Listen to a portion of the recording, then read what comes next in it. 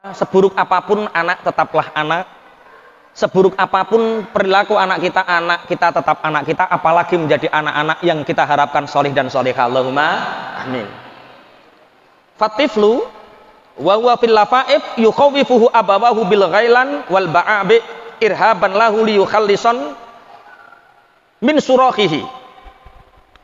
Anak kecil yang masih ada dalam buayan seorang ayah dan ibu, itu kadang-kadang kedua orang tuanya ini menakut-nakutinya dengan wewe gombel atau dengan sesuatu yang menakutkan, sehingga dengan kata-kata itu menyebabkan anak mudah tidur dan tidak menangis. Karena tidurnya seakan-akan nyaman, padahal tidurnya itu hanya untuk menghindari rasa takut. Imam Yusuf ini mengatakan seperti itu karena ternyata dampak nalikane kita menggendong anak kecil dalam buan, nak ndang turu nak ono wewe gombel, nak ono pesawat nak ndang turu nak. Ternyata itu akan berpengaruh sampai waktu dewasanya untuk mengambil keputusan. Anak-anak yang diberi rasa takut dari kecil, itu dia akan takut untuk mengambil keputusan. Dia akan selalu menghindar, karena apa? Tidurnya saja untuk menghindari rasa takut. Maka satu, jangan pernah membuat anak-anak kita menjadi takut dengan hal apapun. Anak-anak yang bisa menghadapi masa depannya, itu anak-anak yang tegas, yang tidak pernah punya rasa takut. Masa bocah ning jeding kok wedi. Ayo toh bu, antar bu ke kamar mandi lah, nopo toh nak, nanti kalau ada hantu. Ini kelihatannya remeh, tapi untuk psikologis yang ke depan anak menurut Syekh Yusuf ini sangat berbahaya. Bapak Ibu, anak saya yang sekarang kelas 1 SMP, itu ketika usia 3-4 tahun, mungkin karena tidurnya sama neneknya dan sering lihat sinetron hantu, setiap jam 3:30 malam, kalau saya bangun misalkan jam 3, dia ikut bangun. Abi sekarang jam berapa Bi? Jam 3 nak. Abi ayo ning kuburan. Lah golek apa nak? Delok metune pocong.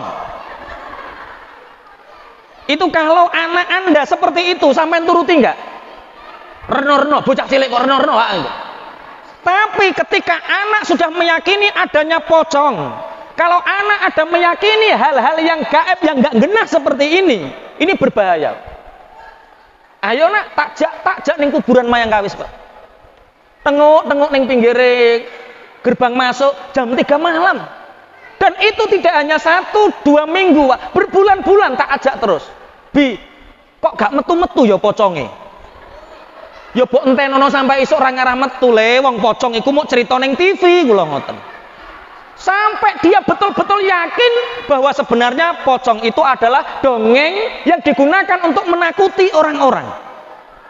Oh, setelah itu sudah nggak ngajak lagi.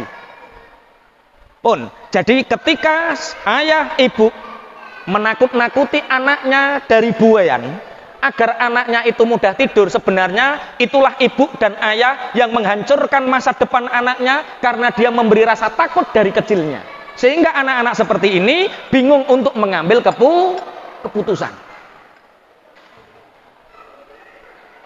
Apa nikah, orang nikah, bingung mengambil keputusan.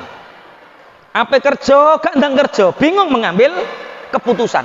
Apapun dilakukan dengan ragu, karena apa? Dari kecil dia sudah dibuat ragu oleh kedua orang tuanya. Kemudian wa ma yadriyani anna nafsa tifli kasyam'ati al-layyinah qabilatun likulli naqshin. Orang tua lupa bahwa sesungguhnya anak kecil mulai buayan itu seperti lilin, yang apa yang diukirkan, yang apa yang digoreskan itu akan membekas selamanya. Jadi Bapak Ibu, anak-anak kita ini dari kecil itu seperti lilin. Kita goreskan apa, dia akan membentuk. Kita goreskan apa, dia akan membentuk.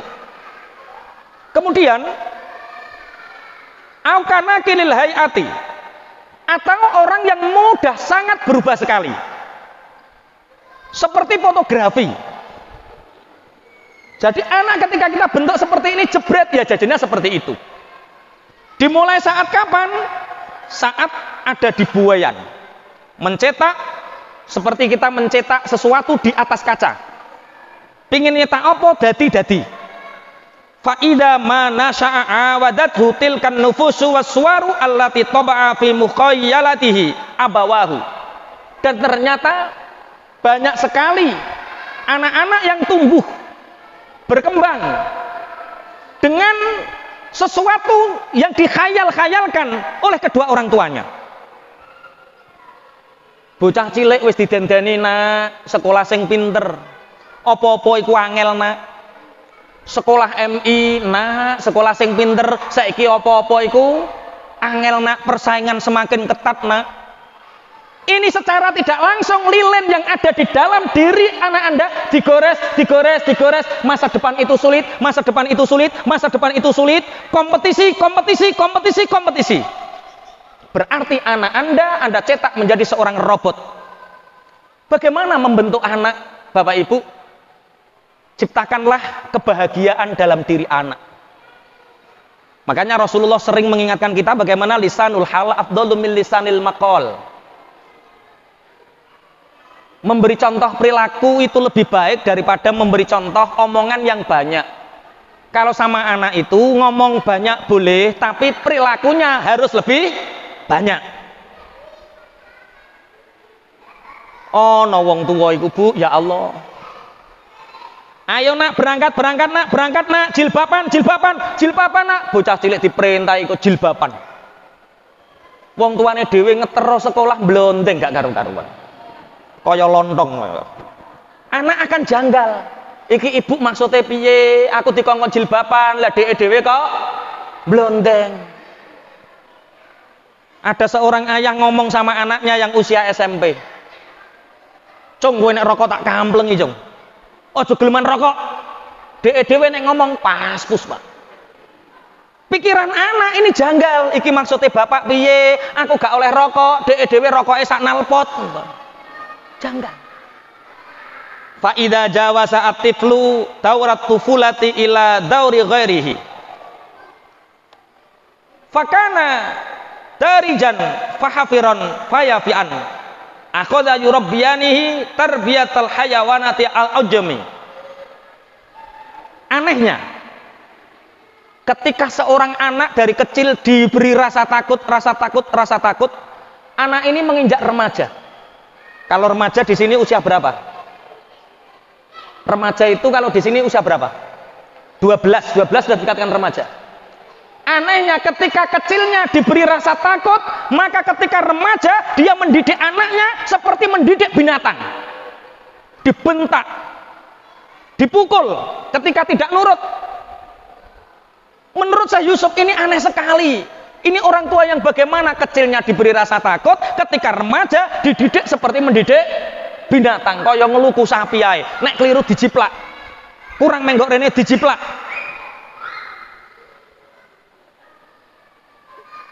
Wa bidzarbi al-bakhtaratan ukhra. Kadang-kadang sesekali dipukul. Wala tasal amma yasma'uhu min abawaihi min badhijil kalam wal kadhib wan nifaq. Ballahuma yaksubuhu min sayyi'il akhlaqi wa katsiran ma takunu hayatuhu al-madrasiyah laisat khairan min sa'atati al-baitah. Ketika anak dibentak, dipukul, kecil diberi rasa takut, remaja dipukul, dibentak, maka orang tua yang seperti ini akan lupa bahwa anaknya semestinya diberi hak untuk mendengar. Mendengar apa? Bapak juga pernah salah, ibu juga pernah salah. Bapak ibu ngapunten, memperlihatkan kesalahan di depan anak itu juga kadang-kadang penting. Untuk apa? Untuk orang itu tahu, nak, bapak salah, nak, ibu salah, seperti ini salah. Siapapun salah kalau seperti ini. Maka yang benar seperti ini. Budaya musyawarah, mendengar anak, ibu mendengar anak, anak mendengar kedua orang tua, itu sekarang ini mulai dilupakan. Anak dididik seperti robot, anak dididik seperti binatang. Kalau anak salah dibentak, kalau anak salah dipukul. Bapak dan ibu yang maha benar. Kalau ada keluarga yang bapak dan ibunya yang maha benar, maka pendidikan sebaik apapun, muasyarah pergaulan sebaik apapun, tidak akan merubah perilaku anak menjadi nifak, menjadi perilakunya buruk. Karena apa? Karena bapaknya juga menanamkan rasa nifak. Nifak itu kemunafikan. Salah tidak mengakui salah, buruk tidak mengakui buruk, pokoknya bapak ibu sing bener.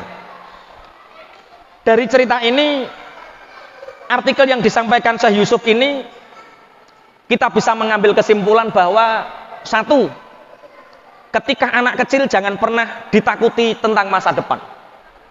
Tanamkan kebahagiaan, tancapkan di dalam hati dan pikiran anak-anak kita, nak, dunia itu wis ono sing ngatur.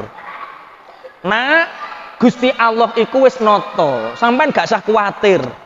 Sementing hubunganmu karo Allah apik, hubunganmu karo wong tua apik, hubunganmu karo kanca-kancamu apik, enggak masalah. Dunia akan kamu taklukkan, hidupmu bahagia, masa depanmu Allah yang ngatur. Bapak Ibu ngapunten, kalau anak Anda punya nilai 5, misalkan nilai yang terburuk ada 2 nilai 5, dibandingkan dengan anak Anda nilainya 9, 9, 9, 9, 10, tapi anak Anda nggak punya teman, nilainya songo, 10, tapi selalu di dalam kamar, ketika metu konco yo gak nising ngonconi, membuat bahagia temannya juga nggak bisa. Karo anaknya sampean nilainya ono 5 loro, tapi dengan teman-temannya banyak dicintai, dengan masyarakat dia punya empati. Ngoten niku sing mbok seneni kira-kira anak sing ora tau metu apa anak sing nilainya 5? Saya sekolah SMP, Bu, nggak pernah bahasa Inggris dapat 7, nggak pernah. Nek gak 5 yo 6. Tapi aku gak tahu diseneni bapak ibu gara-gara bahasa Inggrismu nilainya 5, nggak pernah. Tapi ibu selalu mengatakan, le, nilaimu bahasa Inggris 5 lah ora popo. Sing penting koncomu iku seneng karo awakmu. Awakmu gak ninggal sholat, bapak ibu bangga. Awakmu dicintai banyak temanmu, bapak ibu bangga. Tonggo-tonggomu seneng karo kowe, bapak ibu bangga. Wes ojo kuatir tentang masa depan. Gak iso bahasa Inggris lah, tetep mangan kowe sok ben.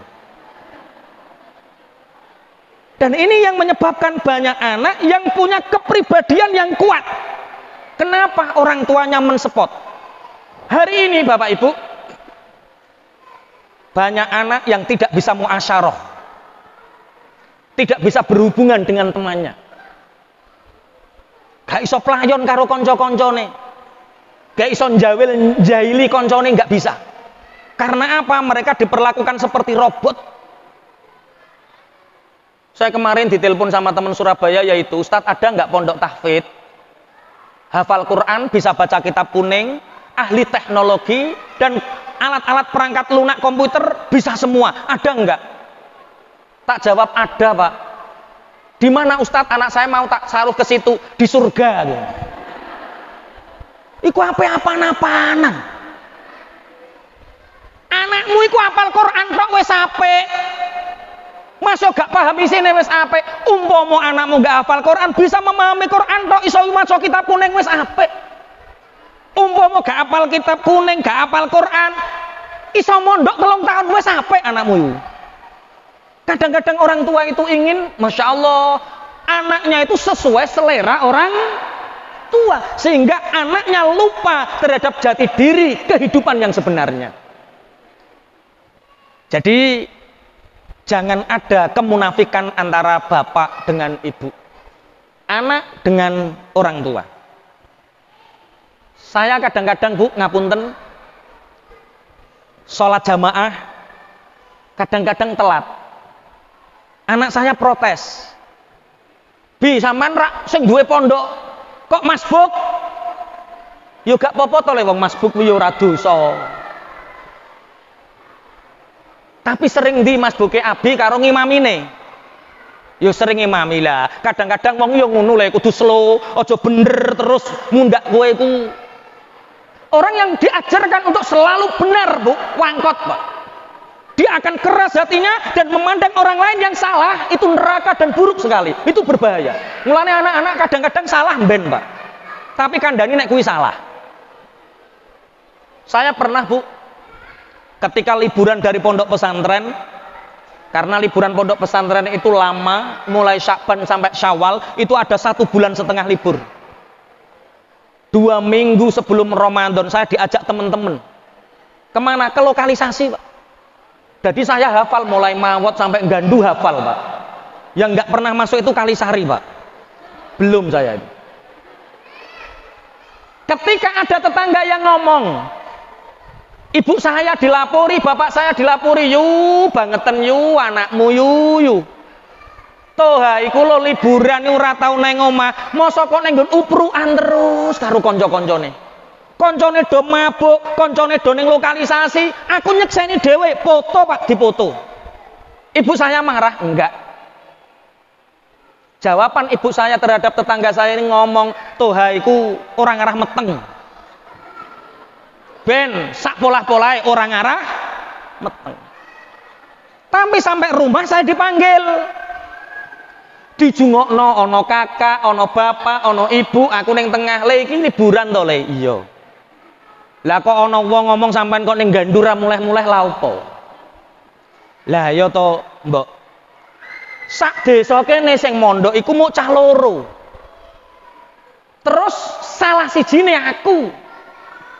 Iki aku nek ning omah terus. Bagaimana nanti ketika saya pulang untuk mendakwai mereka, wong saya nggak kenal mereka. Aku rono iku ora kok terus melok mabuk numbo. Aku rono iku ora terus melok jajan ngono ya ora melu tuku srabeh ya ora. Aku iku mau ngetutne, memberi pesan-pesan, ngobrol, sing penting nyaman asik dengan mereka itu saja. Saya apa yang dilakukan ibu? Aku percaya le karo kowe. Kowe tak pondokno, tak bandani, wis duwe ilmu, aku percaya dengan ilmumu. Lakoni apa sing pingin mbok lakoni, tapi siji sing mbok lakoni halal, insya Allah ibu ridho. Apa yang terjadi Bapak Ibu? Orang yang percaya terhadap keilmuan saya pertama kali adalah orang yang pertama menyuruh mendoakan anaknya ketika lahir. Orang yang marani keroyo-royo neng omah, Kang tolong anakku lahir doakan. Ini ada acara akikoh, tolong dikasih bacakan kitab yang berhubungan dengan akikoh. Itu siapa? Anak-anak saya yang mabuk saat itu yang percaya terhadap saya. Ternyata apa? Musyawarah itu penting dalam keluarga. Dan jangan pernah orang tua ingin selalu kelihatan benar. Kalau ada orang tua yang maha benar di depan anaknya, itu sumber masalah dalam keluarga. Satu, jangan pernah menanamkan rasa takut terhadap anak tentang masa depan. Kalau dalam hikam, Syekh Ibnu Athaillah mengatakan, arih nafsaka minat tadbir. Istirahatlah dirimu, istirahatkanlah dirimu dari mencemaskan masa depan. Karena apa yang telah dijamin Tuhanmu untukmu tidak akan pernah tergeser oleh yang lain. Jangan takuti anak dengan masa depan, kuatkan mental mereka dengan kebahagiaan, ridhoi mereka dengan apa yang mereka kerjakan, doakan yang baik. Kalau salah tetap ridho, tapi kandani nek iki salah, iki elek, iki apik, iki elek, iki salah, iki bener, kandani. Tapi hati tetap ridho. Ini mungkin sulit. Karena kadang amarahnya orang tua itu berdampak besar terhadap anak. Umpama anake sampean kok pinter jajan orang gawa duit, bersyukurlah. Aja kok mbok seneni. Orang gawa duit kok nyegati bakul. Ya ngomong sing apik nek nyegat ana bakul liwat, orang gawa duit kok iso tuku, wah pinter lewe. Cocok dadi menteri ekonomi. Iso tuku tanpa gawa duit. Tanamkan rasa positif terus terhadap anak dan tanamkan kebahagiaan, masa depan sudah dijamin Allah. Jangan cemas terhadap masa depan, karena masa depan itu adalah yang ngatur Allah. Tugas orang tua, meridhoi mereka, mendoakan mereka, mendidik mereka dengan jalan yang tepat, mendidik mereka untuk meraih masa depan mereka. Al-Fatihah.